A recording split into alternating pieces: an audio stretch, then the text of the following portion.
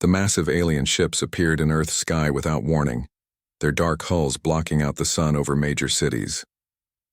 Admiral Kai-Min Park stood in the command center of humanity's orbital defense station, watching the enormous vessels through the main viewing screen. The ships were unlike anything humans had ever built, smooth organic curves that seemed to pulse with their own inner light. "Sir, we're receiving a transmission," reported Lieutenant Nari Kim from her communications station. Her young face was pale but determined as she worked the controls. "Put it through," Park ordered, his weathered hands clasped behind his back. At 57, he had spent his entire career preparing for this moment. First contact with alien life. He just never imagined it would happen like this. The main screen flickered, and suddenly they were looking at something that made several junior officers step backward in shock. The creature had 6 arms, each ending in sharp claws, and its head was covered in what looked like living metal plates. Its eyes glowed with an inner fire that made Park think of ancient dragons from Earth's legends. "I am Commander Vexmol of the Galactic Council Fleet," the creature spoke, its voice translated by their computers into perfect English. "You are citizens of a primitive world that has just achieved basic space travel. According to galactic law, you must now submit to Council authority." Park kept his expression neutral, though inside he felt his anger rising. The alien's tone was that of someone speaking to a disobedient child.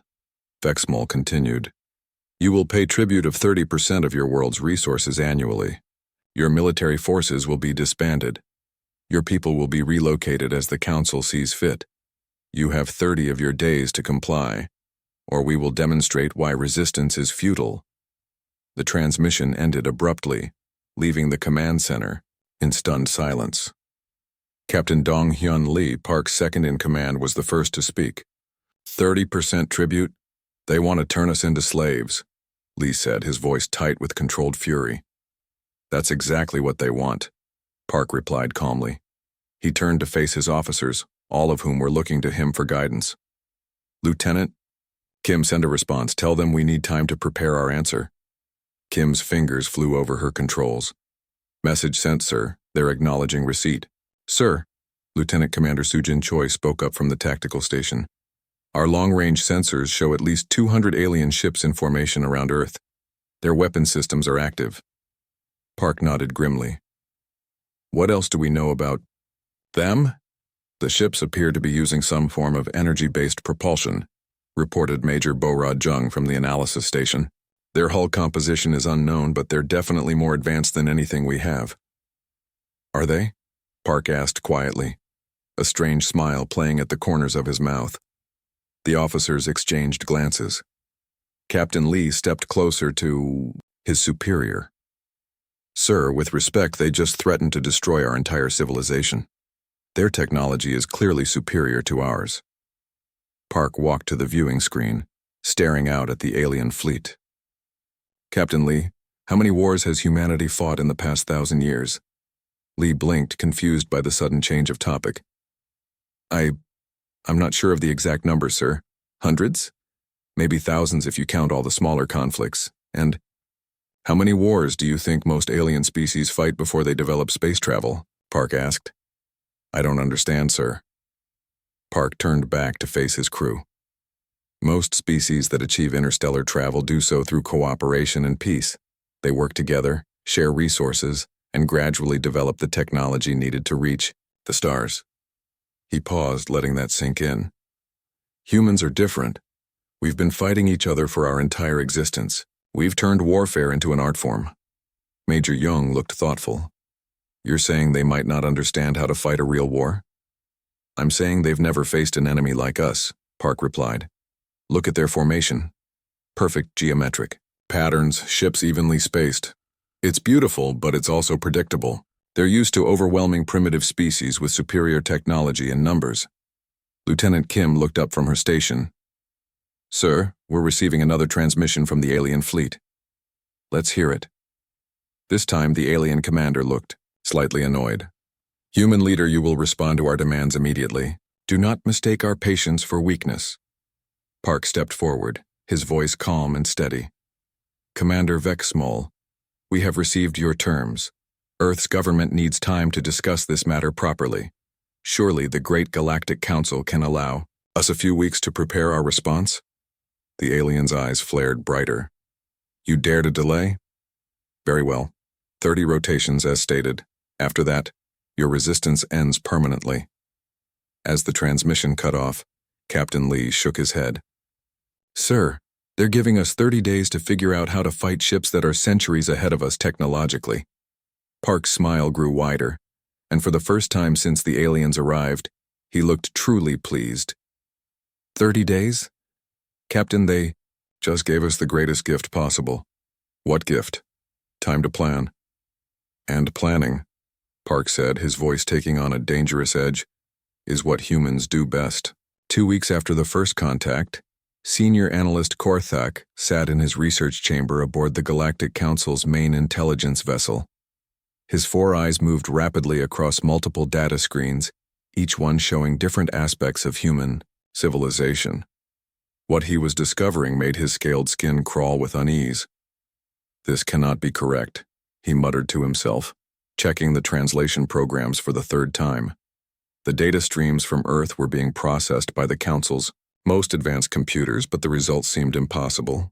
Korthak had been analyzing alien species for over 40 years. Usually, when the Council encountered a new civilization, the pattern was predictable. The species would have fought perhaps a dozen major conflicts in their entire history, mostly over territory or resources. They would have simple weapons, basic tactics, and would surrender quickly when faced with superior technology. Humans were different, terrifyingly different. His first screen showed Earth's military history. The computer had cataloged over 15,000 significant conflicts in just the past 1,000 years. Not small disputes, but organized warfare involving millions of soldiers and weapons that could destroy entire cities. Impossible, Korthak whispered, but the data kept coming. The second screen displayed human weapons development. These creatures had progressed from throwing stones to building bombs that could destroy their entire planet in less than 10,000 years.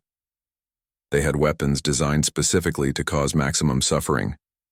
They had created poison gases, biological weapons, and devices that could burn through metal like water.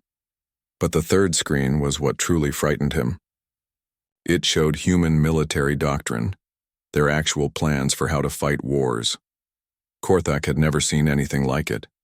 Humans had developed strategies for fighting enemies stronger than themselves, weaker than themselves, and equal to themselves. They had plans for fighting in space, underwater, underground, and in their own cities. They called it total war, the idea that everything could be a weapon, everyone could be a soldier, and surrender was simply not an option. Senior Analyst. Korthak to Command Bridge. He spoke into his communication device, his voice shaking slightly. Command Bridge here, came the reply from Captain Beltar. Sir, I need to speak with Commander Vexmol immediately. It's about the humans. Minutes later, Korthak stood before the Council's military leadership in the main conference chamber.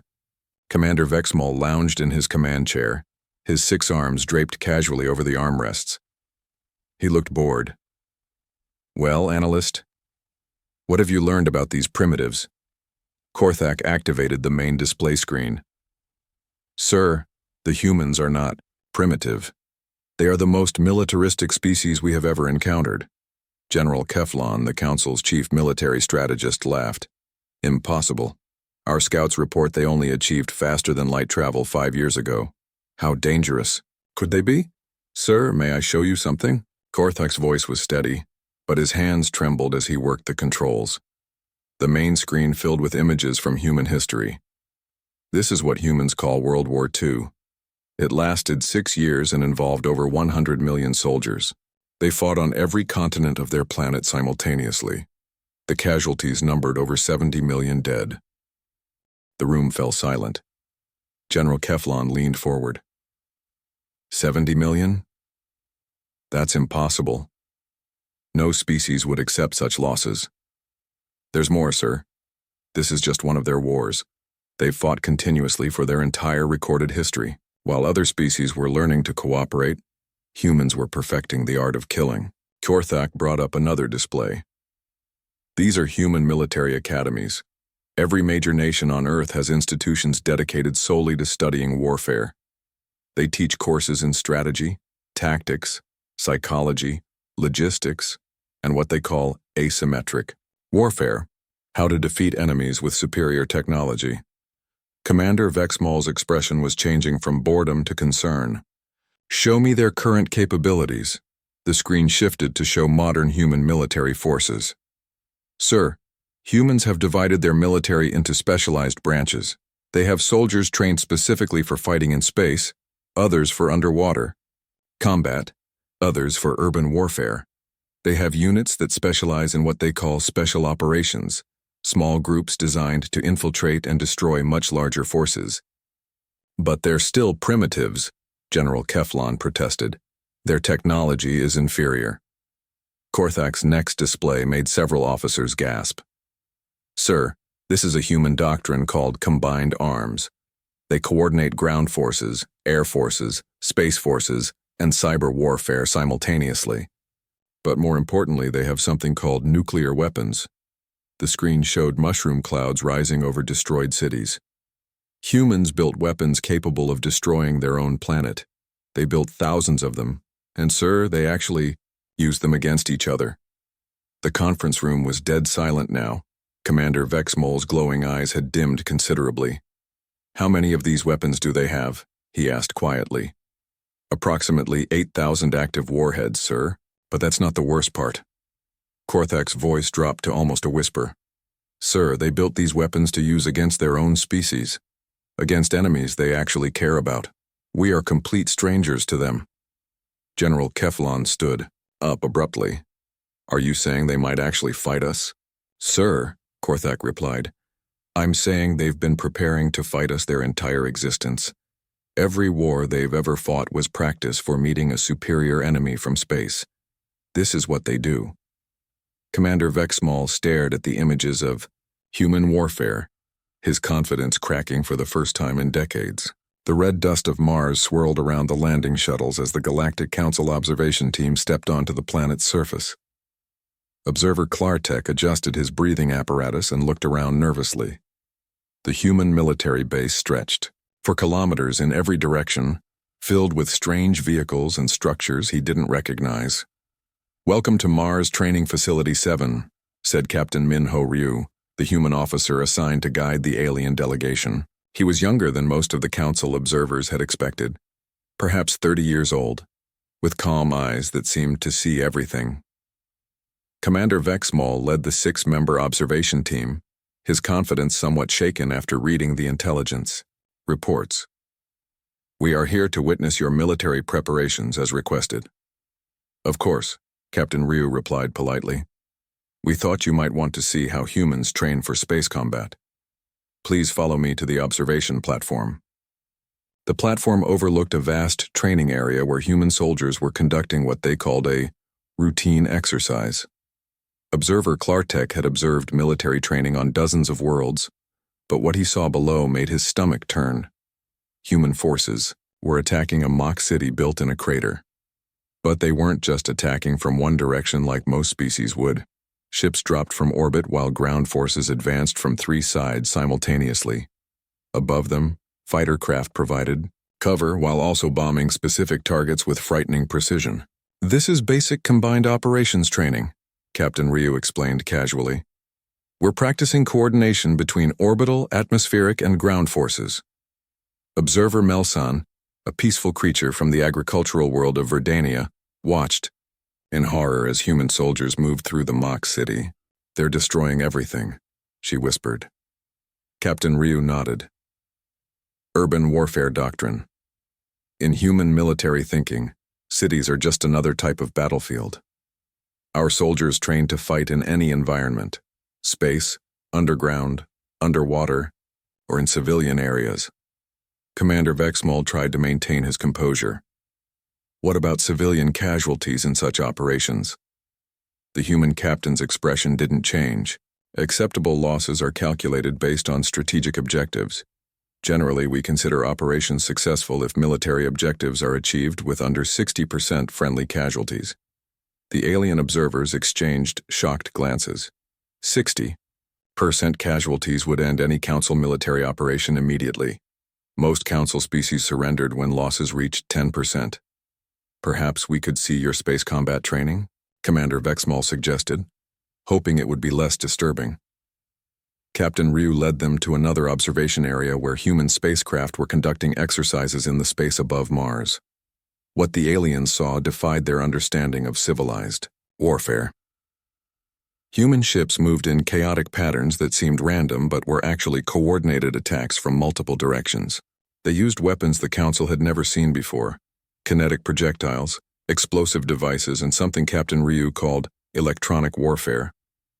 "Watch this maneuver," the human officer said, pointing to 3 small human ships approaching a larger target vessel. "This is called a kamikaze run." The aliens watched in stunned silence as one of the small ships deliberately crashed into the larger vessel, destroying both craft completely. "The pilot survived," Captain Ryu added, noting their expressions. "Emergency teleportation at the last second. But in actual combat, pilots are trained to complete the mission even if escape isn't possible." Observer Quintel, a logical species known for their strategic thinking, couldn't contain himself. "This is madness. Why would anyone sacrifice their own ship?" "Because it works," Captain Ryu replied simply. "One small ship can destroy a much larger enemy vessel.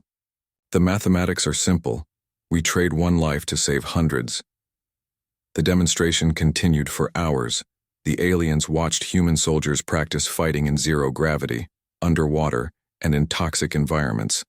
They saw weapons designed to disable enemy electronics, poison enemy air supplies, and create psychological terror. But the most disturbing part came when Captain Ryu showed them the Human Strategic Planning Center. Inside a large dome, human officers moved around a 3-dimensional map of the galaxy, discussing battle plans with casual efficiency. "This is our strategic response to your Council's ultimatum," a female officer, Colonel Bo-Ra Jung, explained to the increasingly nervous alien delegation. "We've identified the optimal approach for engaging each Council species individually." The map showed detailed attack plans for every world in the Galactic Council. The humans had studied each species' weaknesses, their military capabilities, and their psychological profiles. They had plans for attacking homeworlds, supply lines, and command structures. "You've been planning to attack the entire Council?" Commander Vexmal asked, his voice barely steady. "Only if negotiations fail," Colonel Jung replied matter-of-factly. "Human doctrine requires contingency plans for every possible scenario. We always assume diplomatic solutions will fail and prepare accordingly." Observer Klartek noticed something that made his blood freeze. They're designed to fight all Council species simultaneously." "Correct," Captain Ryu confirmed. "Humans learned long ago that if you're going to fight, you should be prepared to fight everyone at once. We call it total war planning." As the demonstration ended, the alien observers were unusually quiet. They had come expecting to see primitive military exercises. Instead, they had witnessed a species that treated warfare like science, planned for every possible conflict, and considered massive casualties as simply part of achieving victory. Commander Vexmal looked at the human officers with new eyes. These weren't primitives playing with advanced weapons. These were predators who had spent millennia perfecting the art of destruction. "Thank you for the demonstration," he said formally, though his voice carried a note of fear that hadn't been there before. Captain Ryu smiled politely. "This was just basic training, Commander. Would you like to see our advanced combat doctrines tomorrow?" The alien delegation quickly declined and requested immediate transport back to their ships. The emergency meeting aboard the Galactic Council flagship was unlike anything in the organization's 1,000-year history. Commander Vexmal sat at the head of the conference table, his 6 arms trembling slightly as he reviewed the reports from the observation mission to Mars. Around him, the Council's top military leaders looked equally shaken. "The intelligence reports were correct," announced Chief Analyst Mordan, his voice barely above a whisper. "The humans have been monitoring our communications for weeks. They know everything about our fleet formations, our weapon systems, even our personal command styles." General Keflon slammed his fist on the table. "Impossible. Our encryption systems are the most advanced in the galaxy. Apparently not advanced enough, Mordan replied, activating the main display screen. The humans intercepted our communications using something they call quantum signal analysis. Their computer systems are primitive by our standards, but their mathematical approaches are unusual. The screen showed intercepted human communications, translated into Council standard language. Commander Vexmal felt his confidence crumble as he read the contents. They know our exact ship positions, our weapon charge times, even our fuel consumption rates, he muttered. How is this possible? Sir, spoke up Captain Yeltar from the Tactical Division. There's something else. The humans have been conducting their own intelligence gathering. They've identified critical weaknesses in every Council species' military doctrine. The main screen shifted to show detailed human analysis of Council forces. What the military leaders saw made several of them stand up in alarm. According to human intelligence, Captain Yeltar continued, the Droken Empire's shield generators have a 2-second vulnerability window during power cycling. The Zentari fleet formations leave gaps that can be exploited by small, fast-moving vessels. The Gorlan warships have no backup systems if their main computers are disabled. Commander Vexmal stared at the screen in growing horror. Every weakness listed was accurate. These were flaws that had taken the Council's own strategists decades to discover through careful analysis and battle experience. How long have they been studying us? He asked. Since the day we arrived in their system, Morden replied. While we were preparing our ultimatum, they were learning everything about us. Sir, they've had 3 weeks to plan countermeasures for every ship in our fleet. Before anyone could respond, the communication system activated.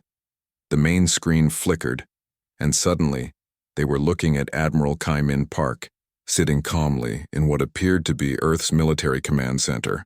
Greetings, Commander Vexmal, Admiral Park said, his voice perfectly polite. I hope you found our training demonstration educational. Vexmal tried to maintain his composure. Admiral Park, we observed your military exercises as requested. Your forces show adequate preparation. Admiral Park smiled, and something in that expression made every alien in the room feel deeply uncomfortable. Thank you. Now I believe it's time for us to discuss the reality of your situation. The screen behind Admiral Park activated, showing detailed tactical displays. Over the past 3 weeks, human intelligence has analyzed your fleet in considerable detail. We've identified 17 critical vulnerabilities in your current formation. Commander Vexmal felt his heart skip a beat. What are you saying?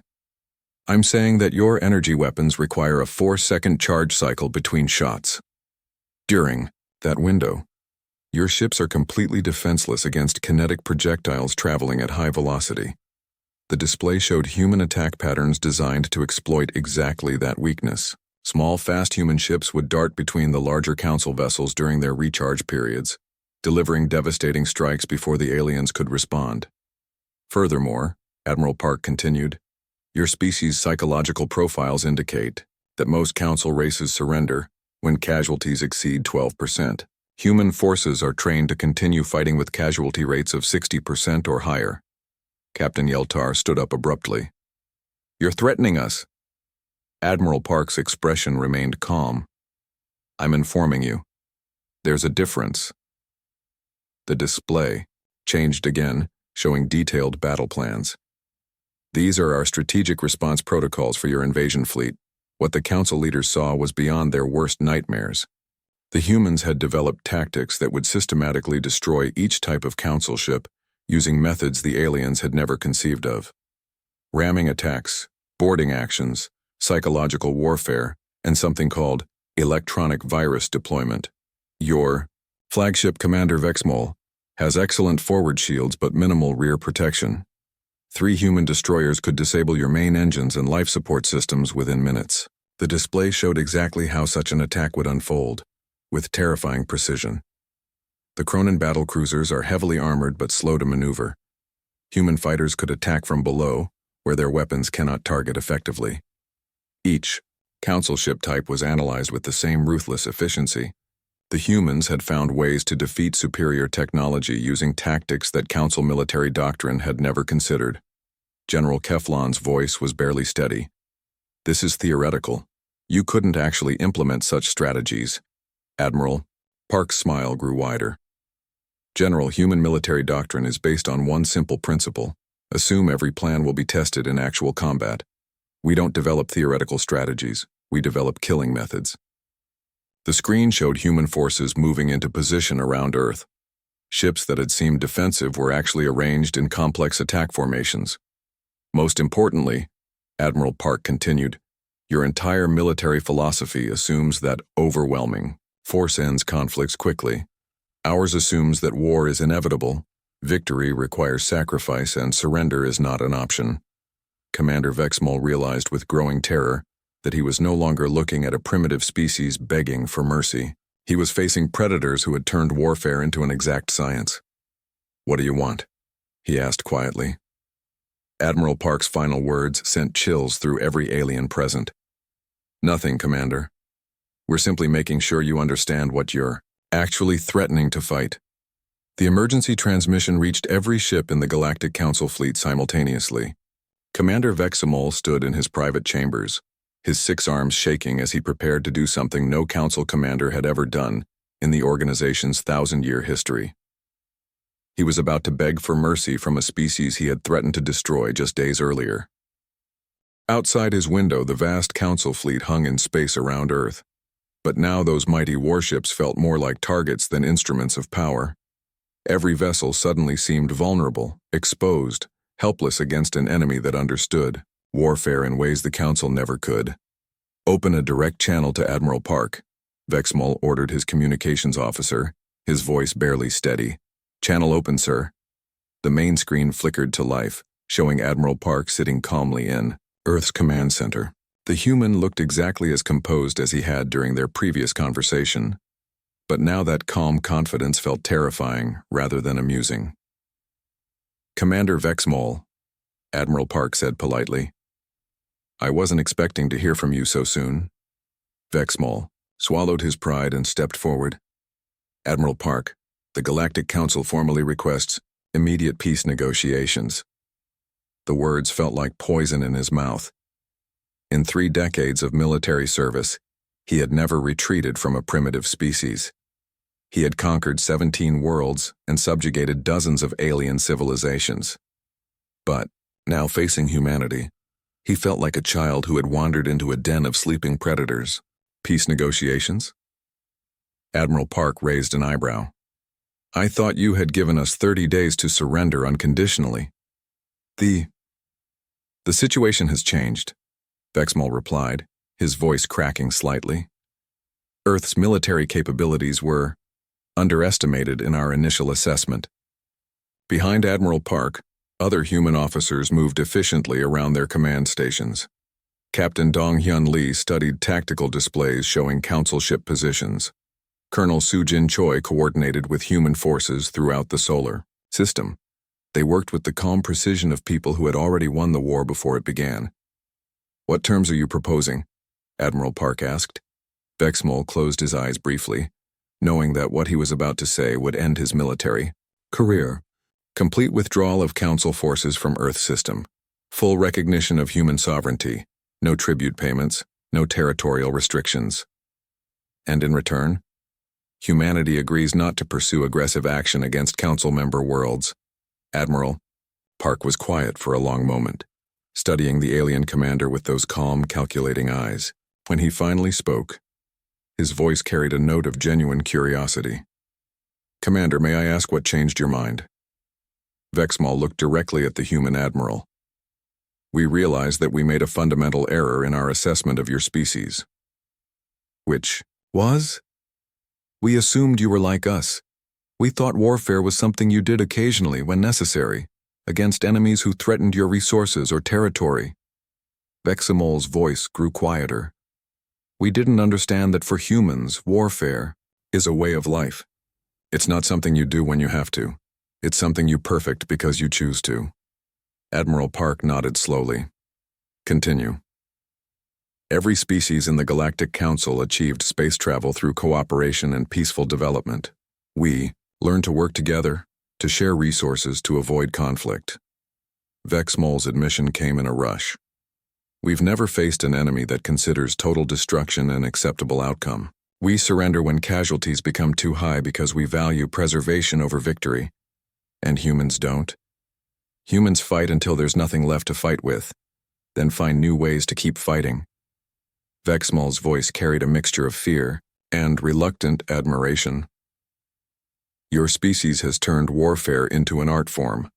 You study it like we study mathematics or engineering. The communication channel was silent for several seconds. Finally, Admiral Park spoke. Your terms are acceptable, Commander. Vexmol felt his knees weaken with relief. Thank you, Admiral. The Council will remember Earth's mercy.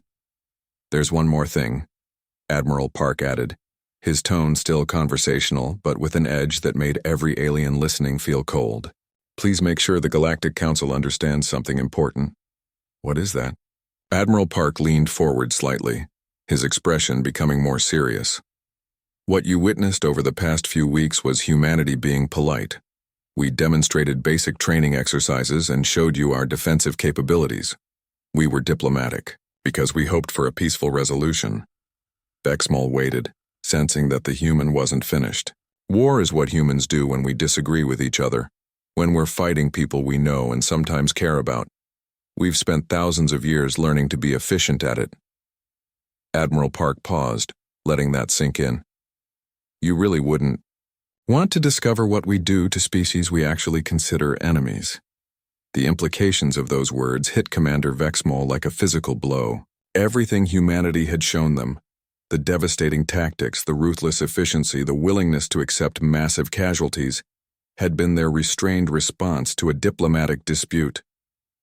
I understand, Admiral, Vexmol managed to say. Excellent. Captain Yan-Su Han will handle the formal treaty negotiations. Welcome to the galactic community, Commander. We look forward to a long and peaceful relationship. As the transmission ended, Commander Vexmol collapsed into his command chair. Around him, his officers began the process of ordering the fleet's withdrawal from Earth's system.